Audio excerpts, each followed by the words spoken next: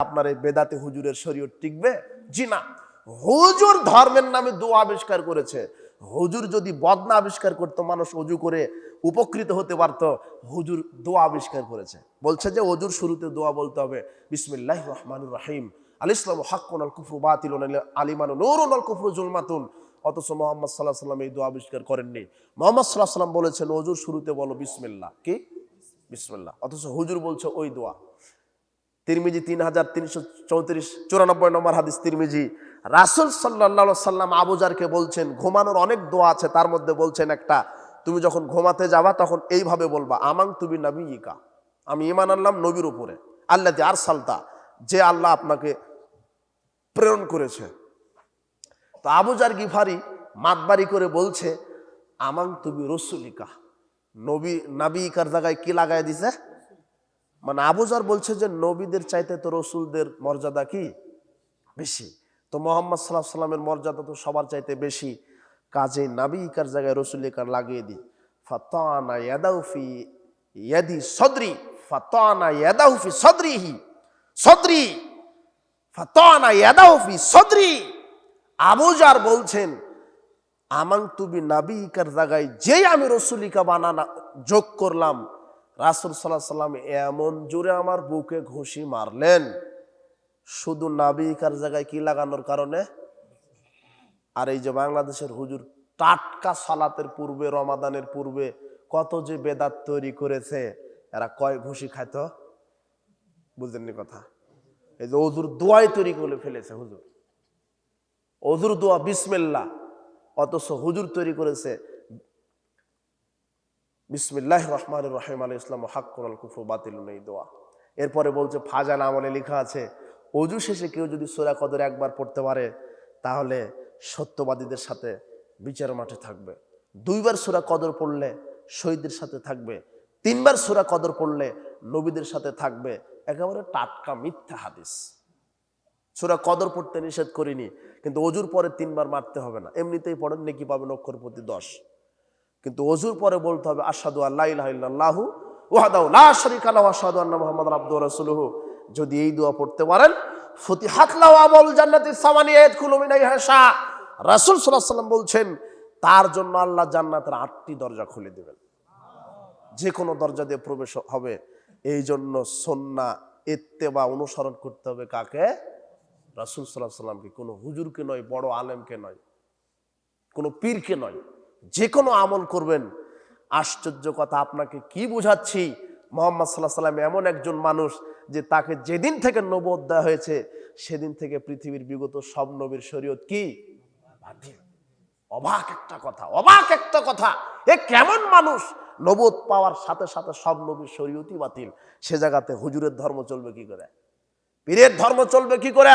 এদেশের মানুষ কিভাবে শরীয়ত বুঝবে, ইত্তেবা কিভাবে বুঝবে? আপনাকে এবারে কয়েকটা বিষয় বলছি। যে কোনো আমল করবেন, আমল করার পূর্বেই 5টি শর্ত পুরা করতে হবে। কয়টা? যে কোনো আমল করেন, যে কোনো আমল করেন, সালাত আদায় করেন, হজ করেন, যাকাত দেন, কোরআন তেলাওয়াত করেন, দান করেন, আপনি তাসবিহ পাঠ করেন, সালাম দেন, যে আমলই করেন, একটা আমল করতে চাচ্ছেন, ওই আমল করার পূর্বে শর্ত লাগবে 5টি। কয়টি? 5টি, না হলে আমল কবুল হবে না। আর আরেকটি কথা আমি আজকে বললাম যে জান্নাত জাহান্নাম নির্ভর করে একজন মানুষের ইত্তেবার কারণে। এটা আজকে আমি এতক্ষণ বললাম। আমি বললাম যে পৃথিবীতে একজন মানুষের ইত্তেবা চলবে, যার নাম মুহাম্মদ সাল্লাল্লাহু আলাইহি ওয়াসাল্লাম। কিন্তু ওই মুহাম্মদ সাল্লাল্লাহু আলাইহি ওয়াসাল্লামের কওল থেকেই বোঝা যায় শুধু মুহাম্মদ সাল্লাল্লাহু আলাইহি ওয়াসাল্লাম নয়, আরো 4 জন ব্যক্তির নীতি মানতে হবে। আরো কয়জন? 4 জন। রাসূল সাল্লাল্লাহু বলছেন আলাইকুম বিসুন্নতি, আমার সুন্নাত মানো। তারপরে কি? ওয়াসুন্নাতিল খুলাফায়ে রাশিদিন আল মাহদিয়িন, আর আমার হেদায়েত প্রাপ্ত খোলাফায়ে রাশিদার সুন্নাহ মানো। কয়জন? তাহলে মুহাম্মদ সাল্লাল্লাহু আলাইহি ওয়াসাল্লাম আর এই 4 জন কয়জন হলো? তার কয়জনের নীতি মানতে হবে? 5 জন। 5 জনের মানে এই খোলাফায়ে রাশিদার সুন্নাহ মানতে গেলেই নবীর সুন্নাহ তো মানা হয়ে যাবে। কারণ নবীদের মুহাম্মদ সাল্লাল্লাহু আলাইহি ওয়াসাল্লামের নীতি দেখেই তো তারা নীতি অবলম্বন করেছেন। বুঝেননি মনে হয়? তার মানে পাঁচজন ব্যক্তির সুন্নাহ মানতে হবে, পাঁচজন ব্যক্তির সুন্নাহ দিয়ে আর 5টি শর্ত দিয়ে আমাকে কি করতে হবে? আমল করতে হবে। শিখে নেন, 5টি ব্যক্তির সুন্নাহ দিয়ে আর 5টি শর্ত দিয়ে আমাকে কি করতে হবে? আমল করতে হবে। আপনি একটা আমল করবেন, শর্ত কয়টা? আর অনুসরণ করতে হবে কয়জন ব্যক্তি? 5 জন। একজন মূল, কিন্তু তিনি আরো কয়জনকে বলেছেন? কি হাদিস ওটা পড়েননি নাকি? রাসূল বলছেন যে আলাইকুম বিসুন্নতি ও সুন্নাতুল খুলাফা রাশিদিন আল মাহদিয়িন, আমার সুন্নাত মানো, 4 খলিফার সুন্নাত মানো। তাহলে কয়জন হলো? 5 জন। একটা আমল করবেন, কয়জন ব্যক্তির সুন্নাহ? 5 জন। একটা আমল করবেন, শর্ত কয়টা? 5টা। এখন দেখেন, যে কোনো আমলের পূর্বে 5টা শর্ত। এক, স্থান, জায়গা, জায়গা লাগবে আমল করার জন্য। হজের নিয়ত করেছেন, কি করেছেন? হজ করবেন, তো বায়তুল মোকাররমে গিয়ে 7 তওয়াফ দিলেই একেবারে পূর্ণ হজ হয়ে যাবে, তাই না? হ্যাঁ, কোথায় যাওয়া লাগবে? কাবা ঘর। কোথায়? কাবা ঘরে, মিনায়, মুজদালিফায়, আরাফায় যেতে হবে না? এগুলো একটা স্থান নয়? মক্কায় গিয়ে কাবা ঘর তওয়াফ করেছেন, আরাফার মাঠে যাননি, হজ হবে? জি না। তার মানে একটা আমল করার পূর্বে একটা শর্ত কি পাওয়া গেল? স্থান। বুঝতে পারলেন তো?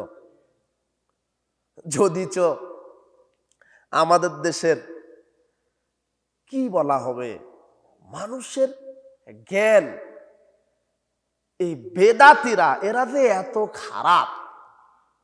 শেখ আল আহমদ ইবনে সিনান আল কাতান তিনি বলে গেছেন যে আবগাজান নাস, সবচাইতে বিদ্বেষপূর্ণ মানুষ, ইদাবতাদার রাজুলু, যখন মানুষ বেদাত করে, নাজাত হালাওয়াতিল হাদিস মিন কলবিহি, অন্তর থেকে হাদিসের স্বাদ উঠে যায়। যখন মানুষ বেদাত করে, লাইসা ফিদ দুনিয়া মুবতাদিউন, দুনিয়াতে এমন কোন বেদাতি নাই, ইল্লা ওয়া হুয়া ইয়াবগাজু আলাল হাদিস, আহলে হাদিসদের বিরুদ্ধে বিদ্বেষ পোষণ না করে। বেদাতি মানে আহলে হাদিসদের প্রতি বিষোদ্গার করা, সমালোচনা করা। বেদাতি মানে আহলে হাদিসকে তুচ্ছ ঘৃণা করা। কিন্তু এরা জানে না আহলে হাদিস মানে এটা হলো আতরের ডিব্বার মতো, যতই নাড়াবা ততই সারা পৃথিবীতে সই আকীদা আমলের ঝংকার ছড়িয়ে যাবে। ওরা তো আর বুঝতে পারেনি, তাই ওরা যতই নাড়াচ্ছে। আল্লামা ইকবাল বলেছিলেন, ঝড় দেখে গাছের পাতা ঝড়কে ভয় করছে। তখন আল্লামা ইকবাল বলছে, ঝরা পাতা, ঝড় দেখে তুমি ভয় পেও না, যেই গাছ তোমাকে গাছ থেকে মাটিতে ফেলে দিয়েছে, এই ঝড় এসেছে আবার তোমাকে সেই গাছে উঠিয়ে দেওয়ার জন্য। কাজেই সারা পৃথিবীতে এই বেদাতি, এই আলখাল্লা পড়া খানকা হুজুরেরা, এই কবর মাজারের হুজুরেরা আহলে হাদিসের বিরুদ্ধে যতই বিষোদ্গার করবে, এই ঝড় সারা পৃথিবীতে আহলে হাদিসের আকীদা মানহাজ প্রচার প্রতিষ্ঠার জন্য যথেষ্ট হয়ে যাবে। এই জন্য আমাদের ভয় পাওয়ার কোনো কারণ নেই।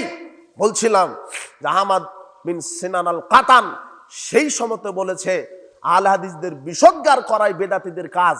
আর বেদাতীরা যখন বেদাত করে, তখন এদের সুন্নাতের কোনো স্বাদ এরা পায় না, মনে করে ওটাই সুন্নাত। একটা জেনাকার, একটা মদখুর, একটা সুদখুর হেদায়েত হতে পারে কেন? ও মদ, সুদ, গাঁজা পাপ মনে করেই করে। কিন্তু বেদাতি সহজে হেদায়েত হতে পারে, কেননা ও মনে করে এটাই হেদায়েতের কাজ। ওর সুযোগ আছে না। আল্লাহ এদেরকে সঠিক বুঝ দান করুন। বলছিলাম যে হজ করতে যেতে হবে কাবা ঘরে। এদেশের মাটিতে একটা বই আছে তাবলিগ জামাতের, দাওয়াতে তাবলিগ, 85 পৃষ্ঠাতে একটা কোশ্চেন আছে, প্রশ্ন আছে। প্রশ্ন করা হচ্ছে যে সারা পৃথিবী থেকে ছুটে ছুটে মানুষ টঙ্গীর মাঠে কেন আসে? তখন এই কাঠমোল্লা জিলাফিখুর এই হুজুর শরীফ প্রশ্নের উত্তর দিচ্ছে কি জানেন? প্রশ্নের উত্তর দিচ্ছে, সারা পৃথিবী থেকে মানুষ এই টঙ্গীর মাঠে আসে এই জন্য, কাবা ঘরে 1 রাকাত সালাত আদায় করলে নেকি হয় 1 লক্ষ গুণ, আর টঙ্গীর মাঠে সালাত আদায় করলে নেকি হয় 49 কোটি গুণ। কতখানি গাঁজা খেয়েছে চিন্তা করেন, শুধু গাঁজা না, ডেট ওভার হওয়া গাঁজা খেয়েছে। কোথায় কাবা ঘর? আমরা সমাজে প্রচলিত দুই একটা বেদাতে আমল ধরিয়ে দিলে মাথা খারাপ হয়, এটা যখন শোনায় ওদের মাথা খারাপ হয় না। কিভাবে? পীর যা বলবে তাই শরীয়ত, নবী যতই বলুক, বুঝেননি? মাযহাবে যা আছে সেটাই মেনে নিব অন্ধভাবে, হাদিসে কি আছে এটা দেখার সুযোগ নাই। বড় আলেম কি বলেছে এটাই শরীয়ত। বড় আলেম যদি বলে যে কাবা ঘরে যাওয়া লাগবে না, পীরের গুমুত খেলেই হজের নেকি হবে, ওটাই বিশ্বাস করবে, বুঝেননি? এই হলো বাংলাদেশের এই শিরকের খানকা মাজারের কারবার। অবাক কথা, মাওলানা সাহেব বক্তব্য দিচ্ছে, আব্দুল কাদের জিলানীর বাপের কাছে এক লোক এসে বলছে যে আপনি তো বড় পীর, আমার এই স্ত্রীর পেটে মেয়ে বাচ্চা আছে, ছেলে সন্তান করে দেন। তখন আব্দুল কাদের জিলানীর বাপ বলছে, ধমক দিয়ে বলছেন, যা এখান থেকে। এক ধমকেই মেয়েটা ছেলে হয়ে গেছে পেটের ভিতরে। তো এই লোক তো আর জানে না, ধমক খেয়ে চলে গেছে। দ্বিতীয় দিন একই, তৃতীয় দিন একই ঘটনা, চতুর্থ দিন আব্দুল কাদের জিলানী বলছেন যে আব্বা, লোকটা 3 দিন থেকে আপনার কাছে আসলো, আপনি ধমক দিয়ে বিদায় দিচ্ছেন, অথচ আপনার কাছে ক্ষমতা আছে পেটের বাচ্চাকে মেয়ে থেকে সন্তান, ছেলে সন্তান করানোর। তখন আব্দুল কাদের জিলানীর যিনি শিষ্য তিনি বলছেন, বেটা তুমি বুঝতে পারোনি, তোমার বাপ প্রথম যেদিন ধমক দিয়েছিল সেই ধমকে মেয়েটা ছেলে